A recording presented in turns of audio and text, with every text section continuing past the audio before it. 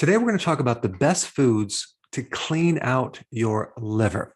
Your liver is not necessarily dirty, okay? It doesn't accumulate toxins. In fact, its main function is to detoxify toxins and poisons and chemicals, but it's not a storage facility for poisons and chemicals unless you have a fatty liver, because these toxins are stored in your fat cells. Now, when your liver gets inflamed, it heals with scar tissue, and you can develop cirrhosis, and you can lose function and create all sorts of issues. But the liver itself is not a reservoir for toxins. So I want to shift my talk into the best foods to reestablish the full function of your liver, to get your liver able to detoxify at the highest level. And you can totally do this with foods. So we're going to cover all those, but I want to first talk about the different functions of the liver, okay? It has the ability to detoxify. It makes bile. Bile is a detergent to help you break down fats and extract certain nutrients from fat. Your liver is a main producer of hormones. That's right. One being IGF-1, insulin-like growth factor number one. Now, what is that? That is a very similar hormone to growth hormone. Growth hormone is made by your pituitary gland. It's sent to the liver. It works through the liver. And you can kind of consider IGF number one as an extension of growth hormone. It performs very similar functions. So it has everything to do with helping you burn fat. It's an anabolic hormone, so it helps you build muscle. It has everything to do with building proteins. And it also can help tap into your fat reserves and your stored sugar reserves for fuel. Now, your liver also makes steroid hormones, okay, like estrogen, progesterone, testosterone, vitamin D3, which, by the way, acts like a hormone in the body. In fact, it probably is a hormone, but we classified it as a vitamin. And the other sex hormone is cortisol, the main anti-inflammatory hormone in the body, the main hormone that helps you adapt to stress. So without cortisol, your body can't adapt to stress, and you're going to get really stressed out. In fact, 80% of the cortisol floating through your bloodstream originates from your liver. So all these steroid hormones come from this one thing, cholesterol. And so the liver is part of the building block of not just cholesterol, but a real key part in the creation of those hormones. And what's interesting is that people take certain drugs to block cholesterol, like statins. Well, guess what's going to happen to these hormones? You're not going to be able to make them efficiently. You're going to have all sorts of issues. And your liver makes a good portion of the cholesterol in your body. And take a wild guess what material it makes cholesterol from. If you guess dietary sugars, you are correct. So cholesterol is made from carbs. And cholesterol also makes certain proteins that transport things in the body, like cholesterol, like estrogen, like testosterone, different hormones. Because these hormones made from cholesterol can't travel that well through the blood, your liver packages them in proteins so they can be transported. So your liver has a post office function in that it is able to package certain things and send them throughout the body. Now, these proteins just don't transport certain things. They also buffer or regulate certain hormones. So if there's too much estrogen, for example, or too much cortisol, your liver will buffer that with these proteins to make sure that things are in balance. All right, so those are just some of the many functions of the liver. Your liver actually has 500 different functions. Now, before I get to the food, I just want to briefly mention the different symptoms that occur when you have damage to the liver. One would be itchiness in the body.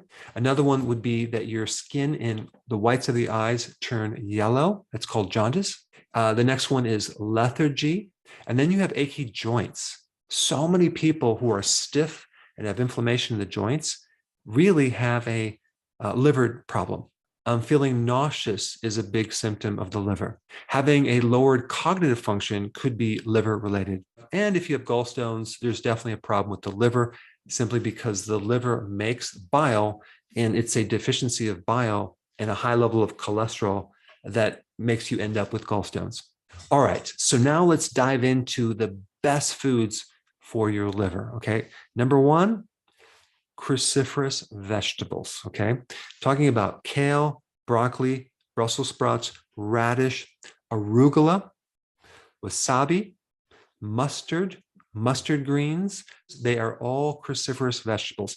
They are very high in a natural phytonutrient called sulforaphane. And sulforaphane helps to detoxify the liver. It helps the liver to get rid of inflammation. And inflammation leads to insulin resistance. It leads to high insulin. It leads to diabetes, and it can even lead to cancer. So sulforaphane is a really important liver protective compound, and it can also help if there's fat in the liver. And with enough sulforaphane, let's say, for example, if you drank too much coffee, sulforaphane helps to quickly detoxify things like caffeine, drugs, chemicals, and even poisons. Eating cruciferous vegetables with sulforaphane can even enhance the liver to the point of having an enhanced function of the liver even 2 weeks after where you stopped eating cruciferous vegetables. So some of the effects from eating cruciferous vegetables extend into the future, even if you don't eat them. That's pretty cool. Now, if you consume cruciferous sprouts, okay, you get a major enhancement in sulforaphane, especially when we're talking about broccoli sprouts, radish sprouts, and even mustard seed sprouts. So sprouting is a very, very smart thing to do because all you need is just a little bit of those sprouts on your salad to create a huge effect. You see, one of the key enzymes to activate sulforaphane is destroyed with heat. So if you overcook broccoli or especially cauliflower, you're not going to be able to get this full magnitude of sulforaphane unless you at the same time add a little sprouts to your salad or a little bit of raw cruciferous. Or if you added a little bit of mustard to your meal, because mustard has a lot of that enzyme, because it's a cruciferous, that will help activate sulforaphane in the food that is cooked. So this is just another reason why when you have a salad, you want to add different things to it, like sprouts. And there's many other phytonutrients in cruciferous vegetables that support the liver function, which also have a lot to do with decreasing complications from diabetes and free radical damage, and improving sensitivity to insulin and improving insulin resistance and just supporting your blood sugars. Personally, I consume a lot of arugula in my salads. So that is just loaded with those enzymes to activate sulforaphane.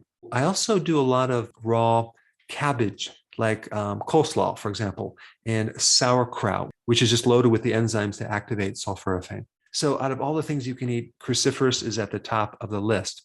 Now, the number 2 item is garlic. Now, garlic is something that is loaded with sulfur, and sulfur is a wonderful thing to detoxify the liver and also act as a natural antibiotic. So it's very, very antibacterial, antifungal, antiviral. And garlic is really good for stripping off fat from your liver. And garlic also has a lot of vitamin B1 as well. I mean, garlic is just one of those superfoods. It's anti-inflammatory. It's a very powerful antioxidant, and it has huge anti-cancer properties. All right, the next one for the liver is turmeric, okay? Now, the active phytonutrient in turmeric is curcumin. Curcumin is just a powerhouse in reducing inflammation. There was someone recently who had lifelong headaches, okay? And they had to take copious amounts of Tylenol for years and years and years, and their liver has been going downhill. And so one of the key things that she did is started taking turmeric on a daily basis. And so not only did her headaches go away, but now going in the future, not having to take Tylenol, her liver is going to do much, much better. Now, one thing I want to say about the liver is that the liver is rugged, it's tough, it can bounce back unless it's completely destroyed. It only needs a little bit of itself to function. And a lot of people have destroyed a good portion of their livers, and they're able to exist and survive, which is quite amazing. But out of all the organs, the liver is the most robust. It can take a beating and it can bounce back. Now, turmeric can also detoxify heavy metals like lead, mercury, cadmium, and even arsenic. Turmeric helps to repair and regenerate liver function. Turmeric helps stabilize the mitochondria, which is why it's very anti-cancer, because the origin of cancer happens with damaged mitochondria.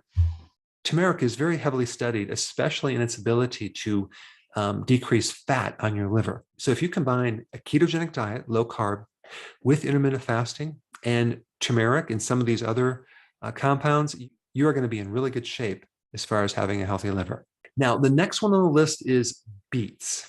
Beets have always been known to help detox the liver.